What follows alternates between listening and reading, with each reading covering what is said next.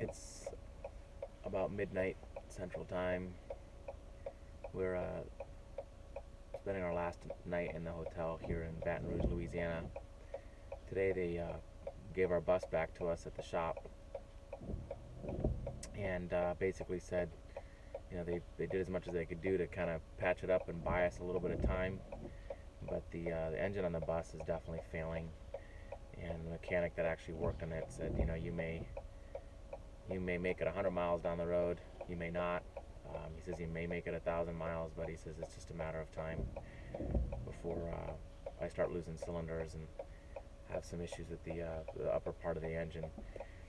There's just a lot of reasons for it. It's an old, worn-out engine. It's already been overhauled once. Apparently, there's some stamp markings on it that they put stamps on when they overhaul it, and it's been overhauled at least once, and just has a lot of worn parts and pieces. It's been through a lot of miles in charter service in this bus, and so it's getting tired and needing a major out of the frame overhaul, which means they take the engine out and they replace all the spark parts on it that need to be replaced, and then they put it back in, and that's about a $30,000 job. We were going through all the parts that needed to be replaced and getting a quote from the shop. It's a real good shop here in Baton Rouge.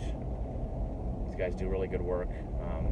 They know what they're doing, in a good family-owned business, nice Christian family-owned business, but there's no way around it. These parts for these Detroits are getting harder to find, and they're rare and they're expensive. So long story short, I'm trying to find a replacement engine that's going to be less than $30,000 that I can go ahead and just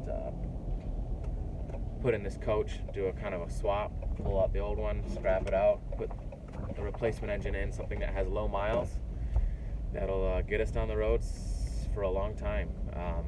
So that's what I'm looking for. It needs to be a specific kind of engine with a specific electronic control, and they're kind of rare, and I'm looking around for them and seeing if I could find it. We're going to try to limp the coach to Florida, and I have a friend there who's willing to help me put an engine in this thing.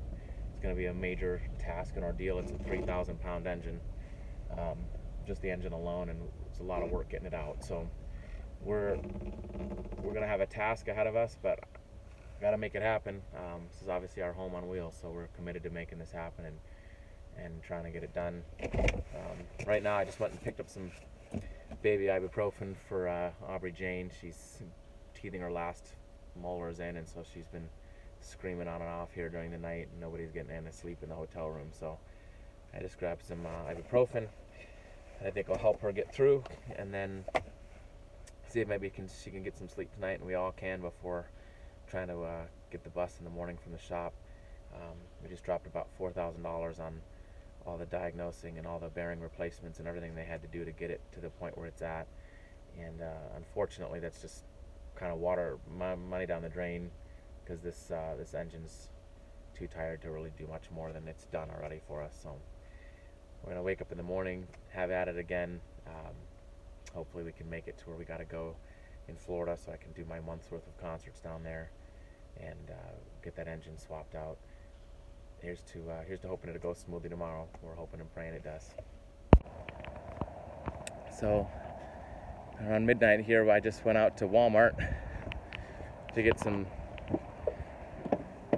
baby ibuprofen for Janie. She's putting in her final couple molars, and not a happy camper right now, and we're all crammed in this hotel room together, so she's not letting any of us get any sleep. She's been pretty upset. Teeth very well. So anyway, I just went out and got this stuff, and then I get back to the hotel room, and it is leaking all over the place. Somebody dropped the bottle in the package, and I had no idea, and it's just got a big giant hole in it, and so there's ibuprofen all over. So I'm gonna go back to Walmart and try to swap it out for one that's not leaking, and give some medicine to my baby here so we can get some sleep. So Walmart Neighborhood Markets, which is the closest one to the hotel we're at, close right around midnight. So I just got in there just in time to get my second bottle of baby ibuprofen, because the first one was busted. But there was nobody at the customer service desk, and they told me I have to come back tomorrow to do the return on the one that's broken. So I guess I'll be back here tomorrow for my third trip to Walmart, just for baby ibuprofen. So Anyway, I checked the package on this one. I opened it up, made sure the bottle wasn't broken inside. So I know we have a good, and I can go home and give it to baby Jane and get some sleep. All right, good night, everybody.